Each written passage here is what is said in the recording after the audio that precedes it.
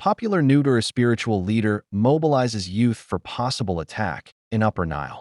September 3, 2025, Ayad County. A popular neuter spiritual leader, Makuch Tut Kaur, has reportedly mobilized hundreds of armed youths from the White Army and aligned them with Spla-Io forces loyal to detained First Vice President Dr. Riek Machar, raising fears of an imminent attack in Upper Nile State. According to local authorities in Jonglei State's Ayad County, the combined force is currently stationed in Magog Village and parts of PG County. The movement comes just days after residents of PG sounded alarms of renewed mobilization by opposition forces. Ayad County Commissioner James Chul-Jeek confirmed Tuesday night that Makuch Tut has been organizing youth for over a month despite repeated calls to stand down. I had to cancel my mission in Juba on July 31st because it was being reported that Makuch Tut was mobilizing youth, Chul told Radio Tamazuch. He initially promised he would not fight, but he kept moving from the canal area to Pagoang, Jish, Pagiek, and now Magog. He is determined. Chul said Makuch recently met with Michael Nine Gapmai, an opposition-appointed commissioner in Ayad, but the outcome of their talks remains unclear. He added that Makuch made it plain that he would only halt his campaign if Riek Machar is released from house arrest. I sent him 12 delegations over a month, but he only lied about his intentions, Chul said. He is ready to attack. Meanwhile, Matthew Madiokalem, MP for PG County, warned that the situation was escalating fast. Corway in PG is one of the Spla-Io's largest bases, he noted. We learned that Makuch sent one of his commanders there on reconnaissance. Once they assess combat readiness, an attack could follow. Civil society groups have urged restraint. Terminiong, executive director of the Center for Peace and Advocacy, CPA, appealed to the government to engage with Makuch to prevent bloodshed. Over the past 2 days, I have personally reached out to Gawar newer leaders both in Juba and Ayad, Ter said. But some opposition figures fear arrest and are reluctant to talk. The government must open civic space and engage in genuine dialogue. War with Makuch will not be good for our country. Both Ayad SSBDF Commander John Maluet and Makuch Tut were unavailable for comment at the time of publication. The White Army and Spla-Io forces have clashed repeatedly with the SSBDF and allied militias since February, when renewed fighting erupted in Nasir town and spread across the Upper Nile region following the house arrest of Machar and his senior aides. SSBDF captures Tonga town in Upper Nile, opposition disputes claim. Tonga, Upper Nile State. The South Sudan People's Defense Forces, SSBDF, announced on Tuesday that it has captured the strategic town of Tonga in Upper Nile State from opposition Spla-Io forces after several days of heavy fighting. According to Army officials, Tonga, headquarters of Paniakang County and a long-contested flashpoint, fell under government control following a combined land, river, and air offensive over the weekend. Local sources told Radio Tamazuch that the SSBDF deployed a military barge along the Nile and carried out airstrikes to dislodge opposition fighters. Some White Army militias allied to the Spla-Io reportedly withdrew due to shortages of ammunition. On Tuesday, General Kong Thao, SSBDF Deputy Chief of Defense Forces for Operations, toured Tonga to inspect the area and encourage displaced residents to return. We want the citizens to come back, but without guns, General Kong said. We have not started collecting weapons yet, but if you're returning, please leave your gun somewhere. Major General Michael Majok, commander of SSBDF Division 2, hailed the takeover as a victory for peace. This is your army controlling the area. The forces have been working tirelessly to ensure your safety, he told residents.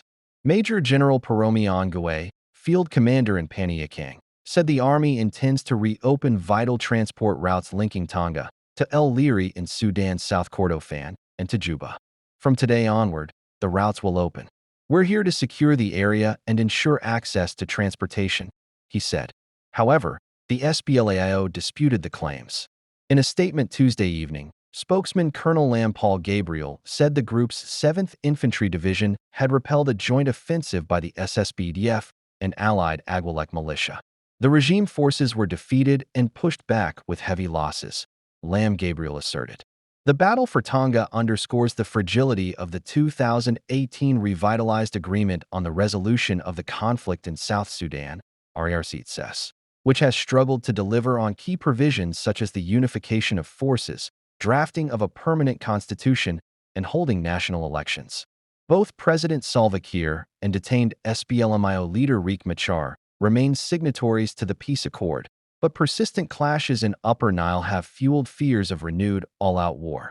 The United Nations has repeatedly warned that South Sudan risks sliding back in a nationwide conflict, while the U.S. and other Western embassies have urged Juba to de-escalate tensions. VP Josephine Lagu to lead South Sudan delegation to UN General Assembly amid criticism. The government of South Sudan has announced that Vice President Josephine Lagu will lead the official delegation to the 80th session of the United Nations General Assembly UNGA in New York, scheduled for September 23 to 29. The session formally opens on September 9, with the high-level general debate beginning on September 23. The annual meeting will bring together world leaders to address global priorities such as peace, climate change, sustainable development, health, and humanitarian response. Lagu, a member of the South Sudan Opposition Alliance SSOA, was appointed as one of the country's 5 vice presidents in February after serving as Minister of Agriculture.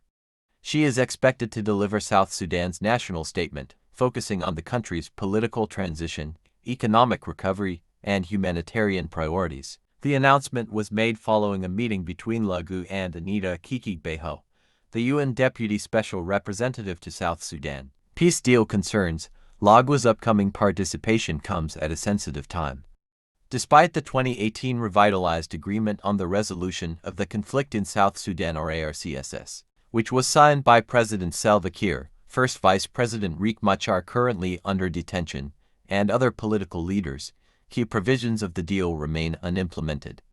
These include the unification of armed forces, drafting of a permanent constitution, and the holding of national elections. The delay has fueled growing concerns from the international community and South Sudanese activists that the peace process is faltering. Civil society opposition. Termanyang Gatwek, a prominent human rights advocate and executive director of the Center for Peace and Advocacy, criticized the government's participation at the UNGA, urging the United Nations to bar the delegation. Half of our population is either living as refugees in neighboring countries or internally displaced within South Sudan.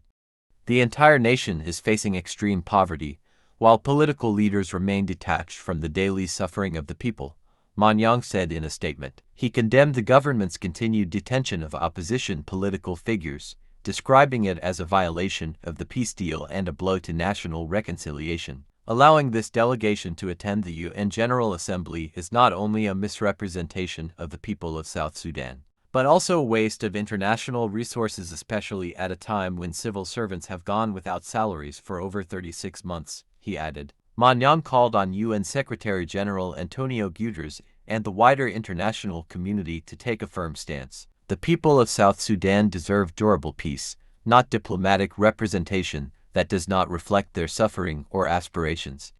The international community must stand with the people, not with those who perpetuate their misery, he concluded. Police Garlight. Breaking news. Police Garlight. Heavy fighting has erupted across central Equatoria and Upper Nile states between the Spla-Io and the SSPDF, leaving casualties on both sides. On Wednesday morning, Spla-Io said it repelled a government assault in Wunaliat, Juba County, killing at least 7 SSPDF soldiers, including Colonel Juma Festo, a former opposition officer who defected. On Tuesday, Spla-Io's 5th Infantry Division attacked government positions in Mathiang, Longchuk County, Upper Nile, claiming heavy human and material losses. Fighting has since spread, with local youth joining in. In a counterclaim, SSPDF released a video of a wounded Spla-Io fighter, said to be injured during the Longchuk clashes. On Sunday, Spla-Io also reported pushing back a joint assault by SSPDF and Agwalek militia in Tonga, Paniakang County.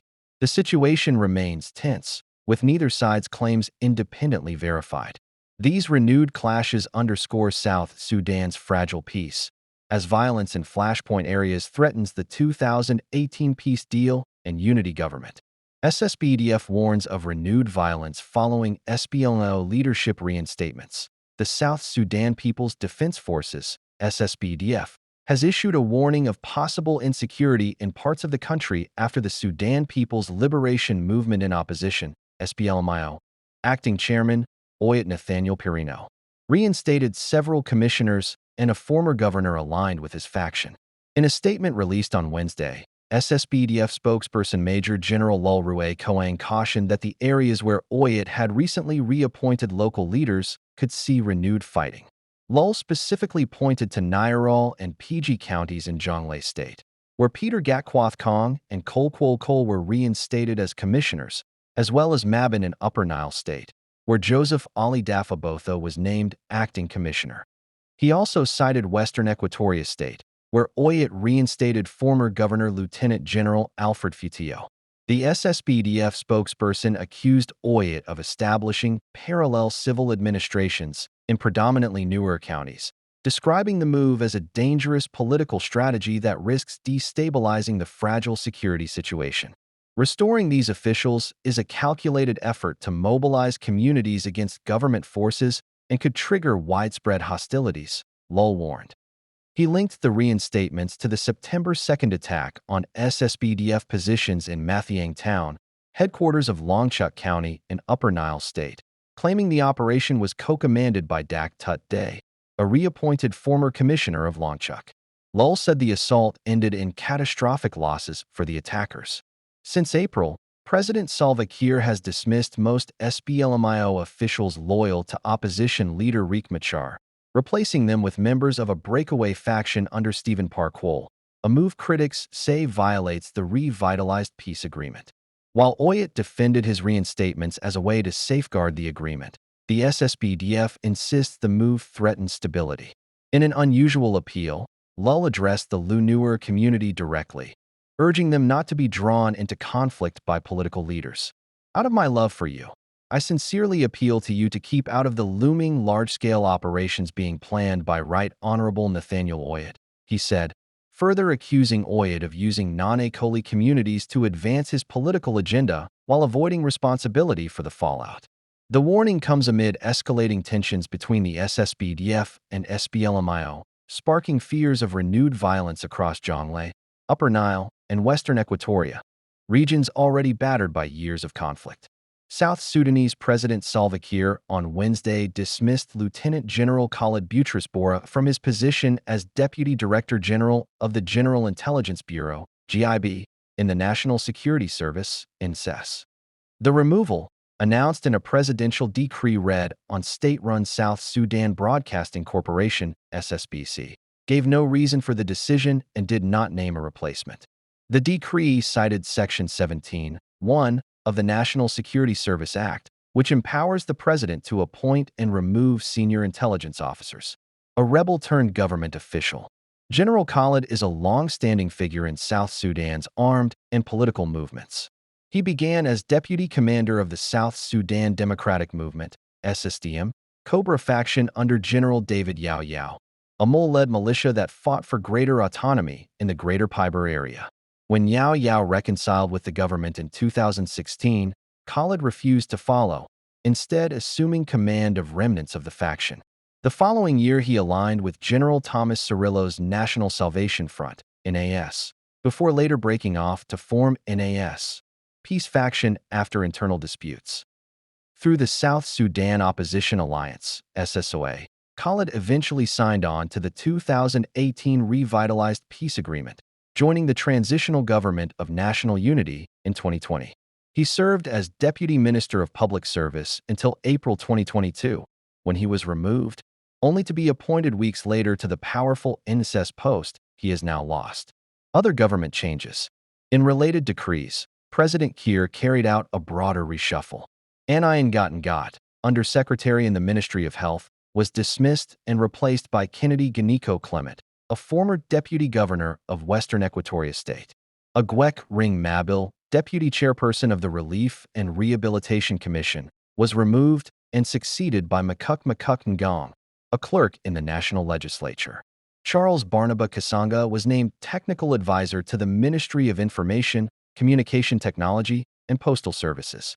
Ariath Deng Ariath was appointed technical advisor to the Ministry of Investment.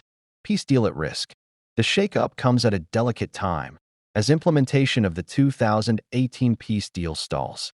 The unification of armed forces, drafting of a permanent constitution, and preparations for long-delayed national elections remain unresolved, raising concerns of renewed instability. Presidency's press secretary faces arrest warrant over intimidation and defamation charges. By Geo Explore 251. Juba, September 3, 2025. The press secretary in the office of President Salva Kiir Mayardit, David Amir Major, is facing a possible arrest after the public prosecution attorney in Juba issued a directive for him to respond to criminal charges of intimidation and defamation. The complaint, filed by lawyer Josephine Adhay Deng, has placed Major at the center of a legal battle that could have wider implications for the credibility of South Sudan's judicial system. The case against Major, according to official documents dated September 2, 2025, the charges stem from an audio recording that went viral on social media last week. In the clip, Major is purportedly heard in a heated exchange with a woman, allegedly using words that the complainant described as intimidating and defamatory. The prosecution office has since issued a warrant of arrest, directing police officers to detain Major and present him before the crime officer in charge of the designated police station. You are hereby directed to arrest the said person and bring him before the crime officer in charge of the police station, reads part of the directive. Major, who serves as the president's chief spokesperson, has not responded publicly to the allegations, and efforts to reach him for comment have been unsuccessful. A sensitive test of rule of law. Legal analysts say the unfolding case will test whether South Sudan's institutions are willing or able to pursue accountability when powerful figures are implicated. This is not just about an audio recording, said a Juba-based constitutional lawyer, speaking on condition of anonymity. It is about whether the law applies equally to senior officials in the presidency as it does to ordinary citizens. If the arrest warrant is ignored, it will reinforce perceptions that justice in South Sudan is selective. The office of the chief administrator in the presidency, which received the arrest request, has yet to issue an official response. It remains unclear whether Major will be handed over to the police or shielded under presidential authority. Major's role and past controversies. David Amir Major was appointed as press secretary in the office of the president in 2022, succeeding Atini Wekatini. His role has been central to shaping public communications from the presidency, especially during moments of political tension. Major is known for his assertive, and sometimes combative, style in handling the media. While he has often defended Kiir's administration against critics, journalists and activists have previously accused him of using intimidating rhetoric in both public and private exchanges. Though none of those incidents have reached the courts before, the viral audio recording has placed him under unprecedented legal scrutiny. Public debate and social media reaction. The case has generated heated reactions online. Many South Sudanese, especially on Facebook and X, formerly Twitter, have demanded that Major face justice. If the law cannot touch high-ranking officials, then there is no law in this country, one activist wrote. Others, however, defended Major, claiming the recording may have been taken out of context or even manipulated to tarnish his reputation. What the law says. The charges against Major are based on the 2008 Penal Code Act. Section 245 criminalizes acts of intimidation, which may include threats or behavior intended to instill fear. Section 289 prohibits defamation, including statements that damage a person's reputation. If convicted, Major could face fines or imprisonment, depending on the severity determined by the court. Implications for Kiir's presidency. Observers warn the presidency could face a political dilemma. On one hand, refusing to comply with the warrant may further erode public trust in government institutions. On the other, handing over the president's spokesperson risks political embarrassment and could embolden critics of the ruling SPLM party. This is a litmus test, said political analyst James Lewell.